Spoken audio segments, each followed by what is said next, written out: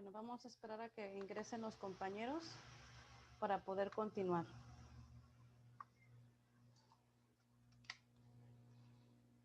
Vamos a esperar un momento más.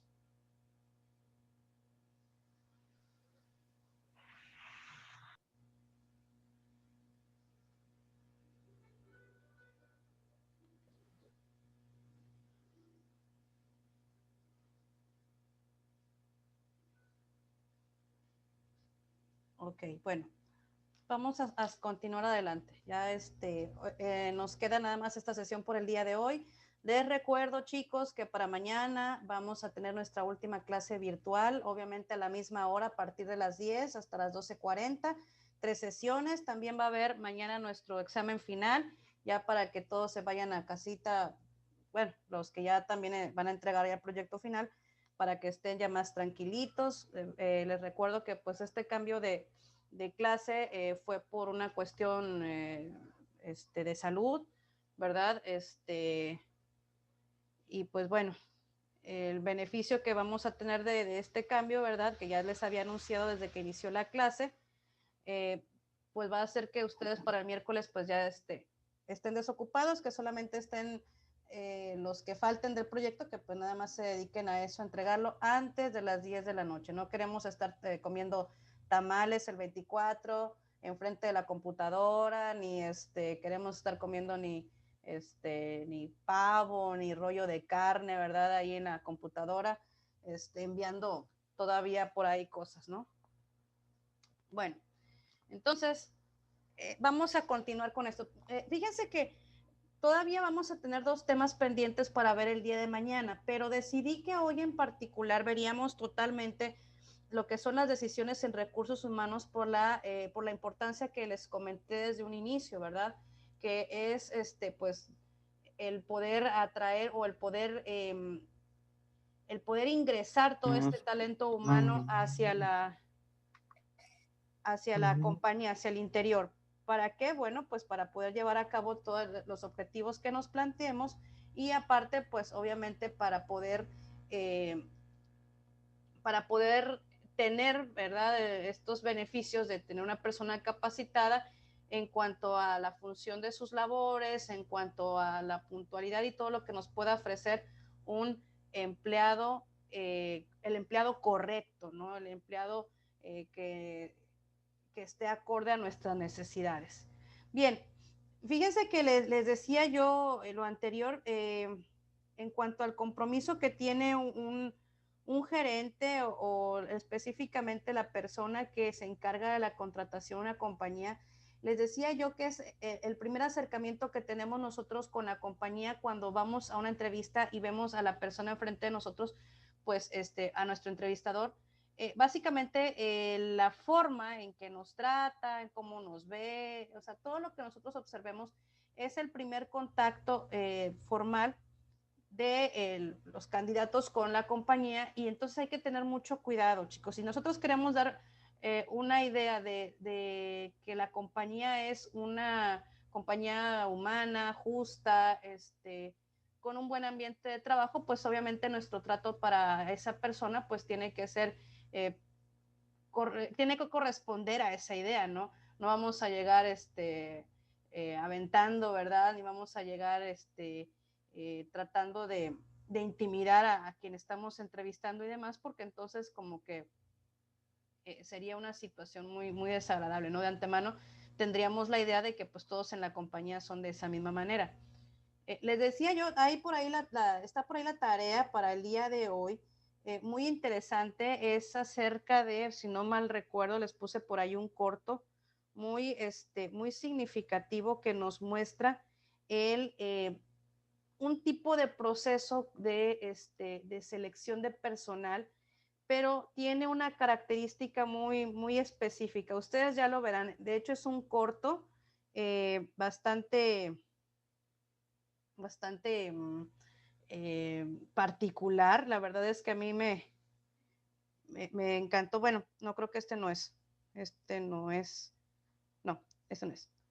Eh, ya lo habíamos visto, creo que sí. A ver, bueno, ahorita lo checamos. Creo que ya habíamos visto este. esta tarea. Bueno, entonces les digo, fíjense que hay muchas,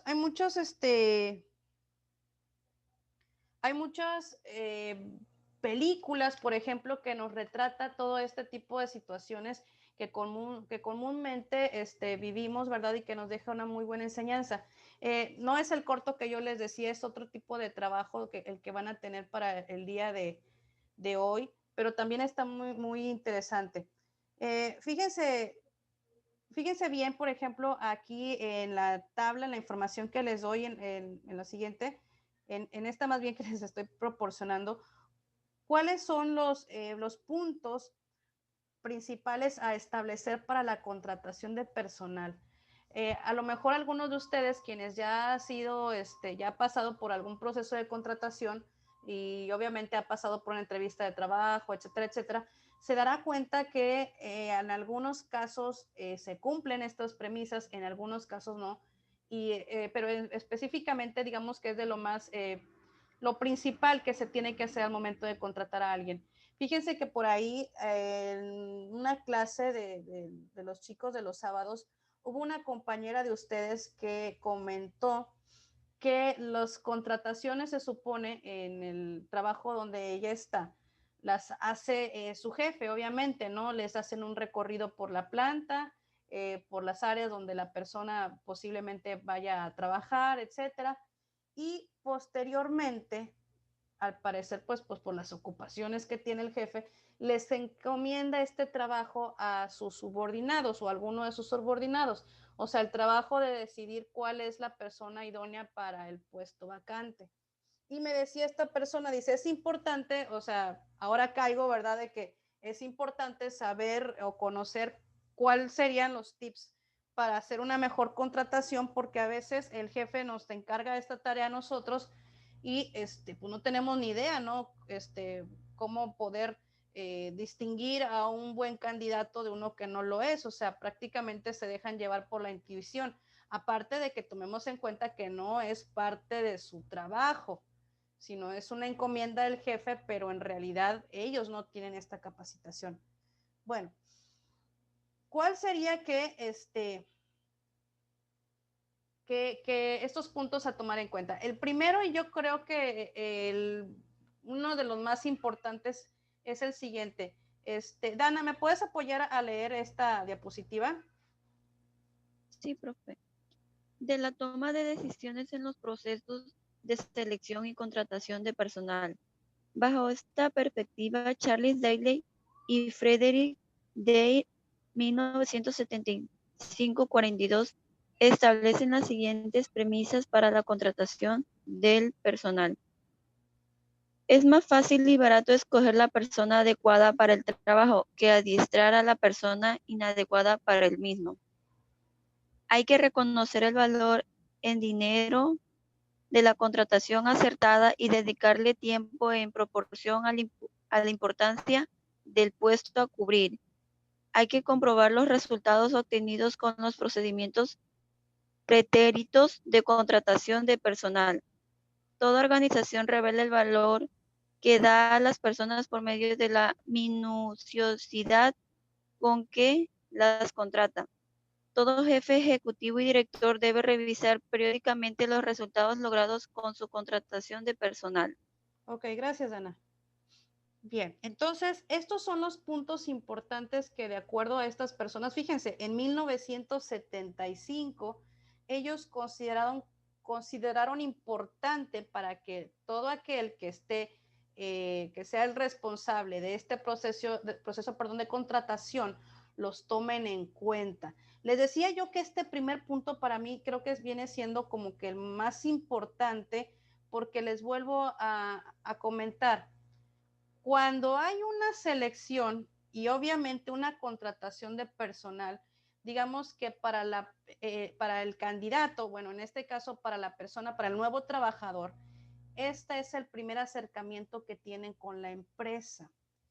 Entonces, fíjense bien lo que nos dice el primer punto. Dice, es más fácil y barato escoger la persona adecuada para el trabajo que adiestrar a la persona inadecuada para el mismo, ¿verdad?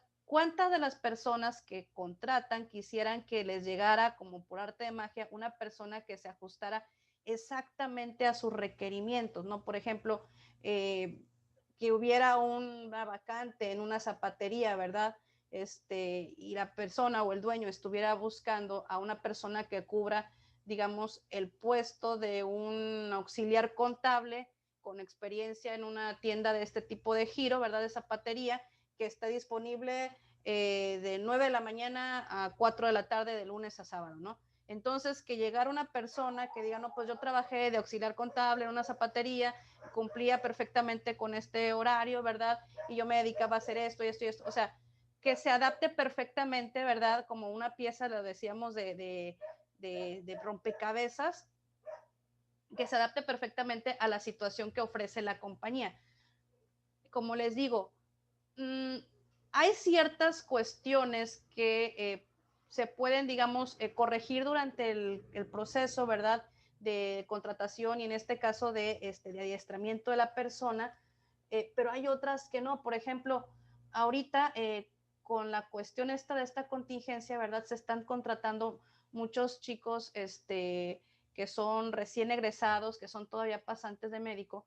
Entonces, pues imagínense, de acuerdo a la primer premisa, que estos chicos como eh, recién egresados de la Facultad de Medicina, ¿verdad?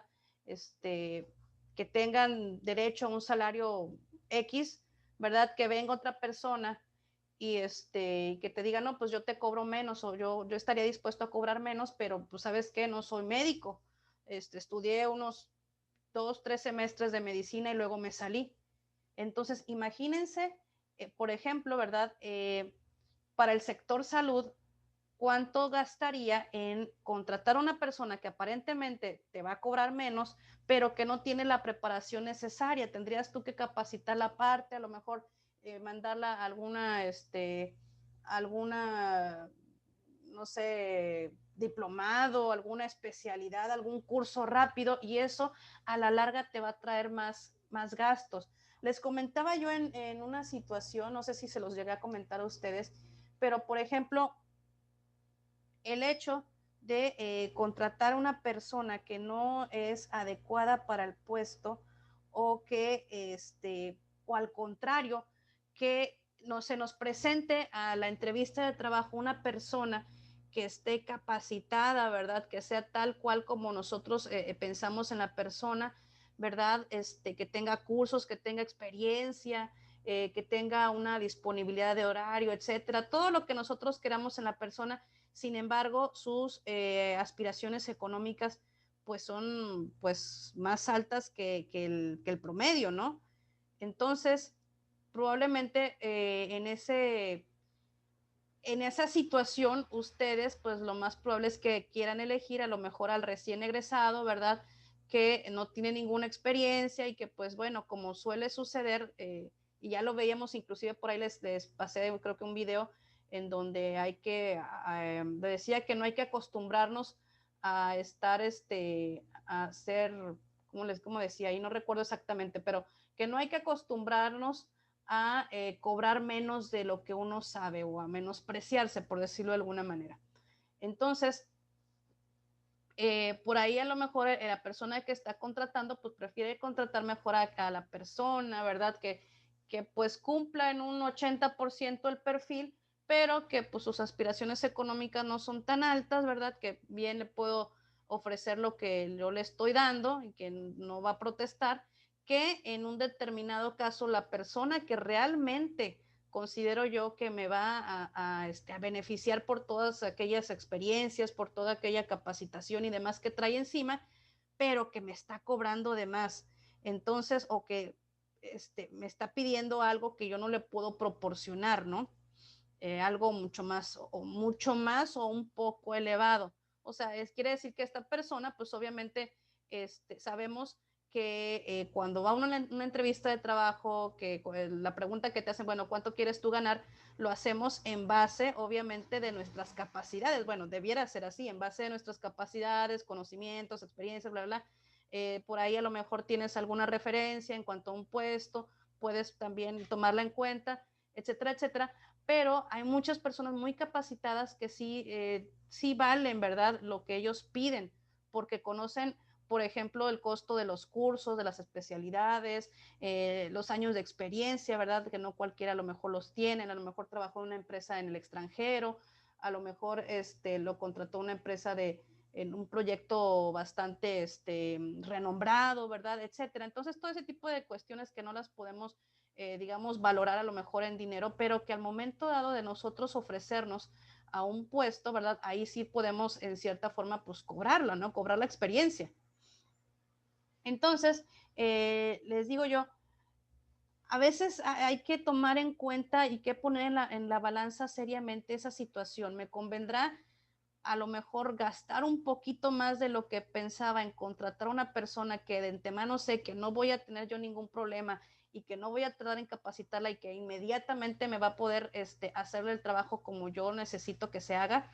¿O pago lo que tengo pensado pagar a una persona que pues sí la voy a tener que capacitar, que sí le voy a tener que invertir a lo mejor un poquito o un día de capacitación, ¿verdad? En explicarle, mira cómo va a ser esto, así, así, así, que probablemente haya por ahí el riesgo de que se pueda equivocar, porque eso pasa, ¿verdad? Es lo normal, ¿verdad? Que en una actividad pues tengamos dudas y que a veces pues la reguemos, digo, es parte de la normalidad. Sin embargo, les vuelvo a plantear la pregunta, o sea, ustedes como aquellas personas que contratan, ¿cómo estarían ustedes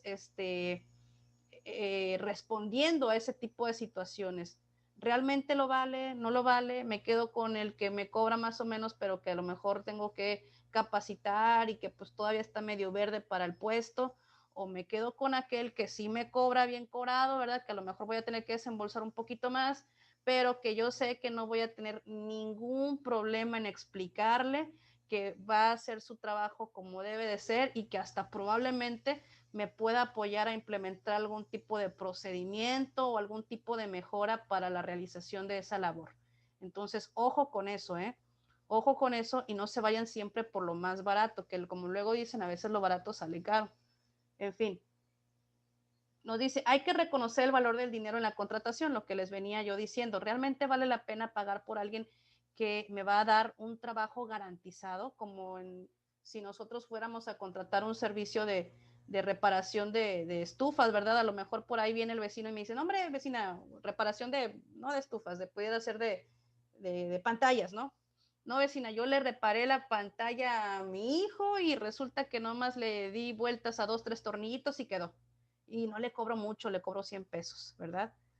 Puede ser esa opción o la opción, ¿no? De llevarla con un técnico, ¿verdad? A lo mejor te cobra tus 800 pesos más la pieza, ¿verdad? Unos 1500 que te salga la reparación, pero tienes la garantía de que el trabajo, que va a ser un trabajo bueno, ¿verdad? Y que a lo mejor ya tu pantalla te dure un poquito más de tiempo. Arriesgarte con el vecino que te cobra 100 pesos por darle vueltas a 2, 3 tornillos que no supiste ni qué le hizo o cómo estuvo, que a lo mejor te dure igual un X tiempo de funcionamiento la pantalla, pero que al rato pueda tener otras fallas o qué sé yo. Entonces, yo creo que la mayoría de nosotros pues estaría dispuesta a gastar un poquito más a sabiendas de que te van a hacer un buen trabajo. Bueno, eso pasa también al momento de contratar, ¿verdad? Hay que darle el justo valor al dinero. ¿Están bien invertidos mis 6,000 pesos que le voy a pagar a lo mejor al empleado que todavía no tiene mucha experiencia, que está medio verde, son para el puesto? ¿O estarán bien invertidos mis 8,000, 10,000 pesos que me cobra este chico, ¿verdad? O chica que ya tiene su año de experiencia, que tiene su especialidad, que hizo un curso o que trabajó para tal compañía en la misma área y ya sabe. O sea, hay que aprender a valorar, a tener un valor al dinero de acuerdo a al valor también de la persona y su experiencia y su sabiduría, su conocimiento, ¿no? Dice, hay que comprobar los resultados obtenidos con los procedimientos pasados de contratación de personal. Aquí sí es válido hacer una comparación en este caso de datos históricos, ¿verdad? Cómo se desempeñaban sus antecesores con un procedimiento anterior a cómo se desempeña esta misma persona, ¿verdad? Inclusive les decía yo, podemos, al momento de que ingresa una persona con un conocimiento anterior adquirido, esta persona nos puede ayudar inclusive a hacer mejoras en la realización de un trabajo que ya tenía su procedimiento establecido y demás, pero que puede llegar a aportar, aparte de aportar su trabajo tal cual, aportar nuevos elementos para mejorar el nivel del trabajo, etcétera. Entonces, hay que pensarlo bien. Ahora, toda organización revela el valor que le da a las personas por medio de la minuciosidad. Bueno, aquí mucho depende de qué tan, dijera uno, quisquilloso sea la persona que contrata, ¿verdad? Obviamente, mientras más alto sea el puesto de mayor importancia o relevancia o que tenga mayor poder dentro de la organización, pues obviamente los filtros van a ser mucho más fuertes, mucho más estrictos, ¿verdad? Como luego dicen, no van a contratar a cualquier hijo de vecino, sino a alguien que tenga las características necesarias. Ahora bien, todo jefe ejecutivo y director debe revisar periódicamente los resultados logrados con su contratación de personal. Esto sería lo ideal. Acuérdense que parte de las tareas, como vimos anteriormente, del Departamento de Recursos Humanos, es darle una continuidad al personal, a su desempeño. Y en base a su desempeño, ¿por qué no? Proponer algunos estímulos que hagan que este trabajador siga esforzándose de la misma manera o más, ¿verdad? Que nosotros podamos en algún momento dado exigirle más por lo mismo, ¿sí? Les decía yo anteriormente, no es necesario que sea un bono específicamente económico, aunque sí no vendría de más, ¿verdad? Pero también hay otro tipo de estímulos en el trabajo que ayudan a la motivación del personal. Ojo con eso también. No todo el tiempo quiere decir que vamos a estar por ahí, como el meme ese, ¿no? Aventando así dinero con aguacate y demás, ¿no? O sea, no precisamente eso, sino el hecho también de darle una palmadita, ¿verdad? Al trabajador y decirle, ¿sabes qué? Chido, estás haciendo bien tu trabajo. O, ¿sabes qué? El día de tu cumpleaños, que te lleven un pastelito, ¿verdad? O porque tuviste un bebé, que te den un pequeño obsequio por parte de la compañía. Esos tipos de situaciones que no son tan complicadas, ¿verdad? Y que inclusive en algunas ocasiones se dan de manera espontánea. Esas son, digamos, las cosas que luego uno a veces, aunque se escuche medio sentimental, uno luego lleva adentro, ¿no? Y que a la hora de que la compañía te requiera, ¿verdad? Que te requiere un esfuerzo extra de ti, pues obviamente pues uno no lo va ni a dudar, ¿verdad? Lo haría con mucho gusto, ¿verdad? Por ser la compañía que le apoyó a lo mejor en determinados momentos o que lo tomó en cuenta para determinadas situaciones. Entonces, hay que poner mucha atención en esos pequeños detalles. Ahora bien, fíjense bien, aquí en México tenemos un problema, dice aquí en este párrafo, un problema, una situación muy complicada con respecto a la informalidad, ¿verdad? Como ustedes saben, aquellos negocios que se les denominan informales son aquellos que por lo regular no están, sobre todo que no están dados de alta, digamos, en Hacienda, o sea que para el gobierno no existe, ¿sí? No están dados de alta en Hacienda, por lo tanto, pues no existen y por lo tanto, pues no se toman en cuenta. Entonces, en el caso de México, aquí nos dice que de los problemas más recurrentes en lo que respecta a la selección y contratación de personal son la informalidad. ¿Qué es la informalidad? Les decía, bueno, por lo regular nosotros podemos pensar que son aquellas compañías que no están dadas de alta en Hacienda, pero hay otro tipo de características. Sí, adelante, Valeria, ¿querías hacer alguna aportación? No, profe. Ah, ok. Le decía yo que también como parte de las características de la informalidad, ¿verdad? Ya vemos que no todo es miel sobre hojuelas a la hora de seleccionar y contratar personal, porque siempre nos vamos con la cuestión que del amigo, del pariente, del primo, del novio, o de la chica o el chico con el que quiero quedar bien y pues lo contrato, ¿verdad? Y etcétera. Sino también esta cuestión de la informalidad también es un factor determinante para la hora de seleccionar y contratar personal. ¿Por qué? Nos dice aquí Bensunsan, dice, la ausencia de normas, planes y reglas escritas formalizadas dentro de las empresas son las que atañen a estas situaciones que se dan dentro de la informalidad. Al ser informales, hay hay una falta de un documento, de un contrato para la empresa, ¿verdad? Donde inclusive te puedas tener tú una relación laboral formal por la falta de un contrato, ¿verdad? Esto se da en este tipo de empresas, ¿verdad? Prácticamente son contratos de palabra, en donde vas tú, ves cómo está la chamba, los de la chamba te ven, te observan, te sabes que sí, la chamba está así, ya sabes, cómo ves, le entras o no, y tú dices, no, pues sí, bueno, te vamos a pagar tanto a la semana, empiezas mañana, y ya, y eso fue todo.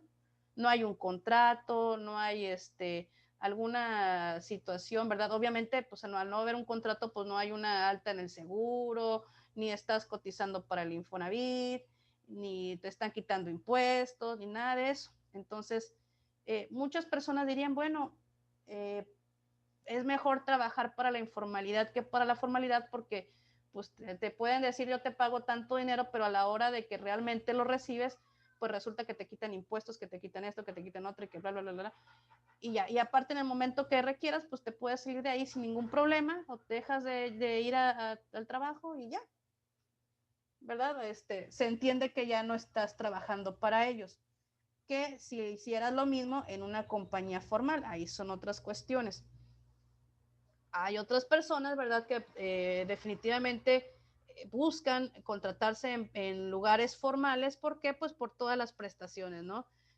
Vales, a lo mejor apoyo para el transporte, a lo mejor apoyo para alimentos, el pago del seguro social, ¿verdad? Tan importante, el pago a lo mejor para cotizar en el Infonavit, o la retención que hace el patrón para pagar tu crédito de Infonavit. O sea, todo ese tipo de situaciones que nosotros ponemos a la balanza como empleados o como futuros empleados, y las revisamos en los empleadores, si ellos nos dan o no este tipo de oportunidades o de satisfactores a cambio de nuestro trabajo.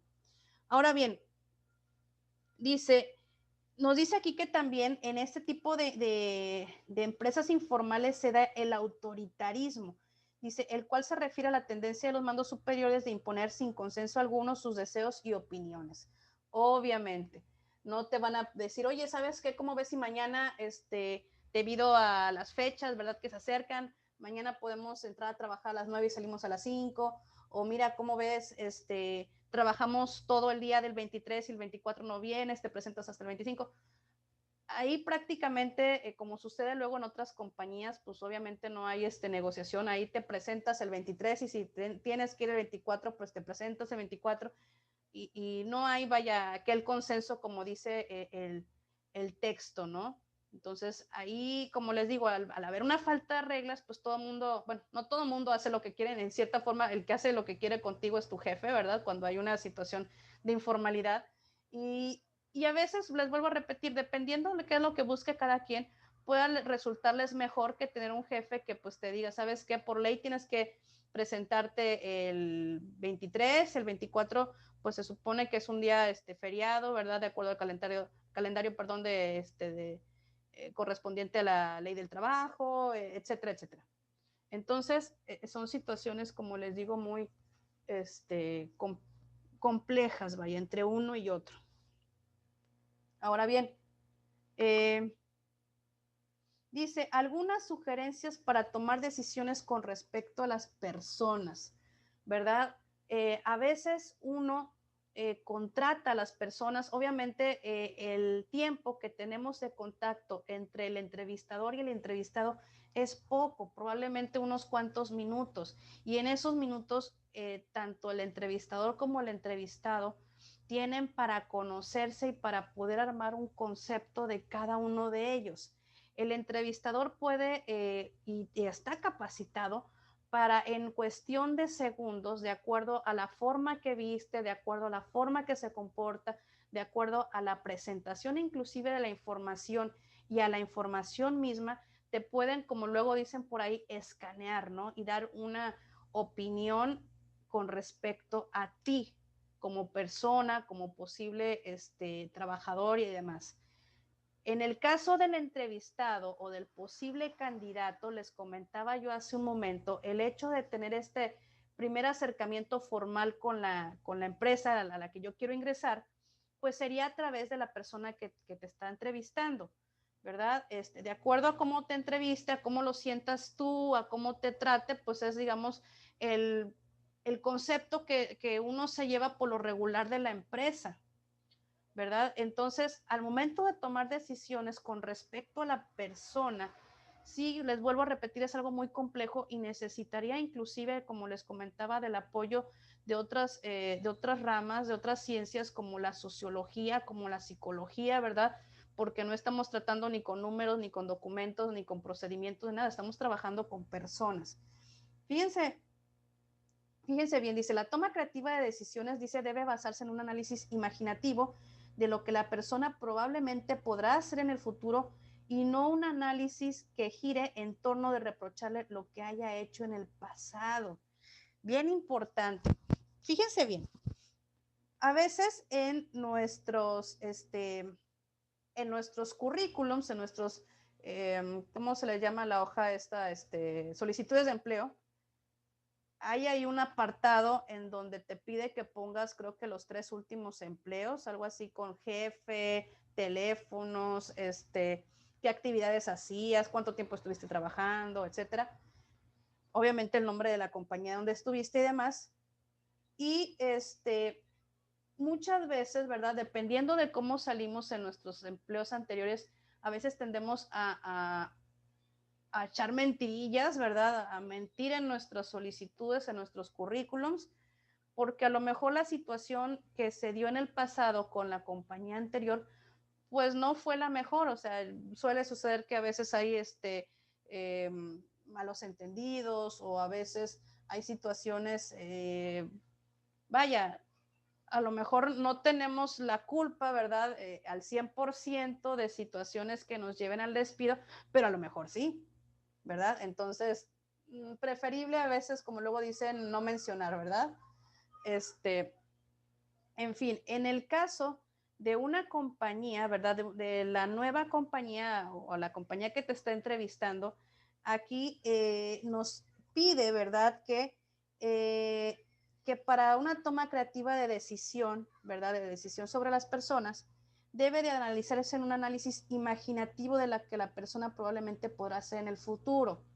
Es decir, eh, eh, ver a esa persona en un escenario a futuro, ¿verdad? De acuerdo a sus características y conocimientos, cómo podría reaccionar y no en base a lo que en algún momento dado hizo en el pasado. Por ejemplo, puede ser que en el pasado haya tenido por ahí algún problema, si era a lo mejor un tarjador, ¿verdad? Haya tenido algún problema con el conteo de material o de producto, ¿verdad? Y se haya hecho por ahí un malentendido y demás. Entonces, que esa situación no sea, digamos, como parteaguas para que en el siguiente empleo te puedan juzgar por eso. Obviamente va a haber el antecedente y en el caso de la persona que va a solicitar el trabajo, pues obviamente va a haber el antecedente y va a haber la experiencia de no realizar lo mismo. Entonces, ojo con eso. Ahora bien, dice, las buenas decisiones no surgen por sí solas sin datos, han de basarse en hechos. ¿Sí? No puedo yo opinar sobre una persona nada más por lo que veo en papel, sino que hay que ponerla precisamente en la situación para saber también cómo va a reaccionar, ¿verdad? Entonces, en general, no hay que dar el supuesto a las cosas, sino hay que ponerlas en práctica. No podemos basarnos también totalmente en cuanto a la toma creativa de decisiones con respecto a las personas, en cómo, en todo su historial pasado y en cómo lo estoy viendo en el presente, sino también, obviamente, tomando en cuenta esas características, darle la oportunidad de que me pueda imaginar cómo reaccionaría en el futuro, ¿verdad? Obviamente, mientras no sean faltas tan, este, tan graves como a lo mejor el hurto, ¿verdad? O a lo mejor la lesión de algún compañero, ¿verdad? Entonces ahí sí son situaciones pues que ya van más allá de un mal comportamiento, sino de un delito inclusive, pues ahí sí ni cómo ayudarlo, ¿no? Pero como les digo, todos tenemos, tendemos, ¿verdad? Como seres humanos a equivocarnos, ¿verdad? La cosa es cómo haya pasado la situación, cómo haya reaccionado, cómo te hayas desenvuelto en una situación de crisis, como lo habíamos hablado anteriormente, y esto cómo se refleje a la hora de que vas a pedir un trabajo o a la hora de que te vayan a contratar. Entonces, es muy, muy importante, ¿verdad? Por último, para poder englobar este tipo de decisiones en recursos humanos, les digo, el día de mañana vamos a ver ya por último los tipos de decisiones en tecnología y la evaluación, en este caso de la evaluación de lo que es la toma de decisiones, o sea, ya finalmente cómo vamos a evaluar ya una decisión tomada, que es lo que vamos a ver el día de mañana. Como les digo, quise dedicar toda esta sesión a lo que son recursos humanos y la verdad ustedes ven que está bastante complejo y bastante interesante y que todos en algún momento dado lo hemos visto, lo hemos vivido y si no, en algún momento nos va a tocar. Bueno, para dar por terminado este tema de las decisiones en recursos humanos, vamos a hablar acerca de la intuición y la creatividad en la toma de decisiones. Si ustedes vieron por ahí, ¿se acuerdan que la clase pasada, bueno, la semana pasada les adjunté por ahí unas direcciones de algunas páginas? Una de ellas se enfocaba a la toma de decisiones creativa, ¿verdad? Estábamos hablando de la creatividad. Fíjense bien, nos dice aquí, dice, la ciencia administrativa surgida en el seno de la revolución industrial y del positivismo desconfía de la intuición, así como nosotros lo hemos visto desde un principio con respecto a la toma de decisiones gerenciales. Yo creo que la intuición no es un elemento que tengamos que tener con nosotros al momento de tomar decisiones. Debemos de estar informados, no podemos dejarlo todo a la intuición o al yo creo o a mí me late o a ver cara o cruz, no podemos dejar nada a la suerte. Acuérdense que cuando tomamos una decisión de tipo gerencial, sea en el área funcional que sea, de nosotros depende el rumbo de la empresa, ¿verdad? En el caso de las decisiones en recursos humanos, no nada más nos enfocamos a la contratación y a la entrevista de posibles candidatos para trabajar con nosotros, sino inclusive también al despido. Entonces, el despido es una cuestión, es un acto que duele, que a nadie le gusta que lo despidan y ser despedido, pero que existe y a veces es necesario, ¿verdad? Entonces, a veces por no seguir con los parámetros establecidos dentro de la empresa, ¿verdad? Les vuelvo a repetir, a nadie nos gusta quitarle la fuente de trabajo a otro, pero a veces es necesario, ¿verdad? Obviamente también dependiendo si hay alguna falta de por medio, pues con mayor razón. Pero bueno, aquí el principio que nos señala en cuanto a la administración con respecto a la intuición nos dice, lo que no se puede medir no se puede controlar y lo que no se puede controlar no se puede administrar. Nos dice que es una excelente guía orientadora, pero no debe convertirse en una camisa de fuerza cuando se trata de tomar decisiones acerca de las personas. Sobre todo porque irónicamente las decisiones más importantes que se toman en la vida, desgraciadamente o afortunadamente, las decisiones personales por lo regular siempre las tomamos por intuición. En el caso, les vuelvo a repetir, de una compañía, las decisiones no se pueden tomar les decía yo en la toma de decisiones gerenciales, no se pueden tomar por intuición, o sea, es una palabra que no puede estar con nosotros, no es compatible. Entonces, con esta reflexión nos vamos a quedar para la siguiente clase. Recuerden que la siguiente clase es el día de mañana a la misma hora. Estén atentos, por favor, a la tarea. La tarea la tienen que entregar el mismo día de hoy, por eso se las puse bien cortititita, no van a tardar ni 5 minutos en contestarla.